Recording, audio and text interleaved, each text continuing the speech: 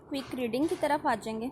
Okay, आप परेशान हो रहे होगे कि मैंने ज़्यादा पढ़ा दिया, लेकिन एक बात ये है कि आपने यहाँ से सिर्फ और सिर्फ ये डेफिनेशन याद करनी है, यहाँ से लेके यहाँ तक। यहाँ पे आप डेफिनेशन इसे याद करोगे और एग्जाम्पल आप सिर्फ एक कर लो, एग्जाम्पल आप सिर्फ एक कर लो, यानी कि यहाँ से यहाँ तक करने के बाद आप ये करोगे और ये सिर्फ आप एक बार रीड कर लेना। इसमें मेमोराइज करने वाली कोई ऐसी चीज़ नहीं है, ये जस्ट आपको कोऑर्डिनेशन क्लियर करने के लिए एग्जाम्पल दी गई है। सो इसमें इसे याद करने का कोई फ़ायदा नहीं है, हम टाइम वेस्ट नहीं करेंगे।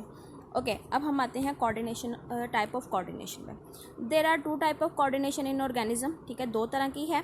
नर्वस और coordination brought about by nervous system, ठीक है। ब्रॉड का मतलब होता है कि लेकर आता है, नर्वस सिस्टम जो है नर्वस कोऑर्डिनेशन को लेकर आता है, ठीक है। मैंने इसका क्या बताया था कि ये क्विक है, न्यूरॉन्स इसमें वर्क करते हैं और इसका जो इफेक्ट है वो टेम्परेरी होता है।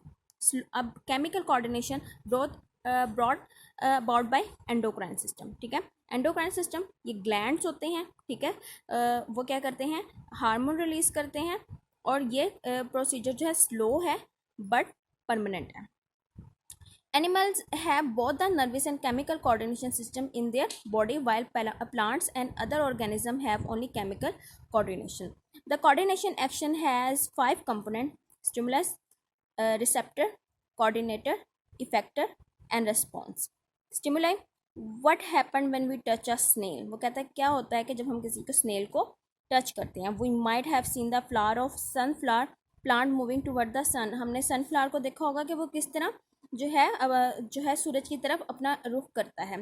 What could be the reason of all of these? इन सब चीज़ों की रीज़न क्या है?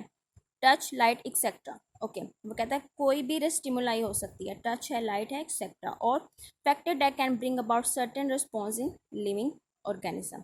These factor are called stimuli. इन सब फैक्टर को हम स्टिमुलाई करते हैं। We can define a stimuli as a change in environment, external and internal, which can provoke response in organism.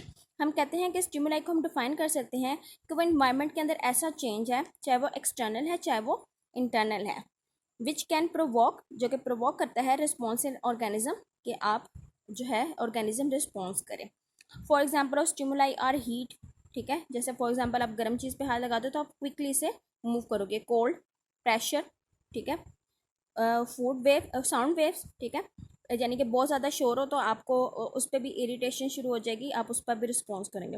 Presence of chemicals, ठीक है, और माइक्रोबियल इन्फेक्शन एक्सेट्रा, ठीक है। कुछ रिस्पॉन्स हमारी बॉडी के अंदर होते हैं जो कि शायद हमें कभी नहीं भी पता चलते, और कुछ हम बाहर से करते हैं, यानी कि स्टिमुलाई कोई भी वर्क हो सकता है, वो जिस्म के अंदर भी हो सकता है, जिस्म के बाहर भी हो सकता है। रिसेप्टर क्या होता है, जो रिसीव करता है। Stimuli detected by special organ, stimuli जो है डिटेक्ट किया जाता है किसी भी स्पेशल ऑर्गन के जरिए।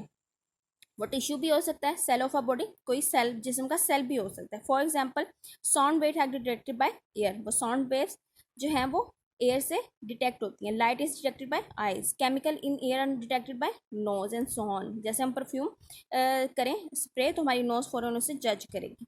द ऑर्गन, टिश्यू और cell which are specifically build to detect particular type of stimuli called receptor, ठीक है।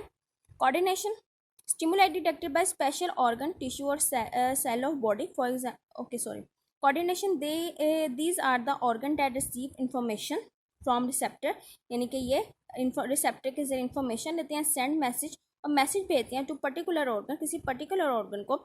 यानी कि कोऑर्डिनेशन यहाँ पे क्या है, हमारा ब्रेन, फॉर प्रॉपर एक्शन, कि वो एक प्रॉपर एक्शन करें। In nervous coordination brain and spinal cord, यानी कि brain and spinal cord are coordinator, यानी कि वो कोऑर्डिनेटर है। They receive information and send message through the neurons in the form of the nerve impulse, यानी कि वो क्या करता है कि मैसेज भेजता है न्यूरॉन्स के जरिए, और न्यूरॉन्स क्या करती हैं, नर्व इम्पल्स, ठीक है। On the other hand, in chemical coordination, various endocrine glands play the role of coordinator. They receive information in the form of various chemical and send message by secreting particular hormone in the blood. अब वो क्या होता है कि अब mostly जो है endocrine system जो है वो इंटरनल एनवायरनमेंट के हिसाब से काम कर रहा होता है। तो वो क्या कहता है कि एंडोक्राइन सिस्टम क्या करता है कि वो इंफॉर्मेशन लेता है वेरियस केमिकल से और सेंड करता है एक पर्टिकुलर जो है ग्लैंड को, कि वो हार्मोन ब्लड के अंदर रिलीज़ करते हैं। उसके बाद आता है effector. These are the part of body which receive message for coordinate and produce particular response, ठीक है। In nervous coordination neurons carry message from the coordinator. अब वो क्या है कि नर्वस कोऑर्डिनेशन में क्या है कि न्यूरॉन्स मैसेज लेके जाते हैं जो है वो ब्रेन एंड स्पाइनल कॉर्ड से टू मसल्स एंड ग्लैंड, यानी मसल और ग्लैंड के पास लेके, which act as a effector, जो कि इफेक्टर के तौर पे काम करता है। In chemical coordination particular hormone carry and message from the coordination endocrine to particular target tissue. अब वो क्या कहता है कि एंडोक्राइन सिस्टम में जब मैसेज न्यूरॉन के थ्रू भेजा जाता है तो एंडोक्राइन सिस्टम क्या करता है कि वो हार्मोन रिलीज करता है जो कि पर्टिकुलर टारगेट टिश्यू के लिए होता है, विच एज अ इफेक्टर, और उस टिश्यू ने एज अ इफेक्टर काम करना होता है।